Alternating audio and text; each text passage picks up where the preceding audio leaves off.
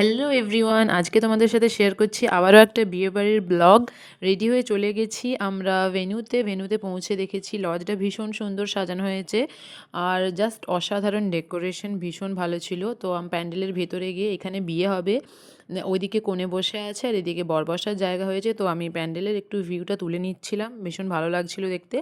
আর এই হচ্ছে আমাদের বিউটিফুল ব্রাইড, মানে আমাদের পাশের পাড়াতেই থাকে দিদি। তো দেখে নাও কনেকে কেমন লাগছে। আর এখানে হচ্ছিল ব্যান্ড, খুব সুন্দর বাজানো হচ্ছিল, একটু শুনে নাও তোমরাও, দেখো কেমন লাগছে।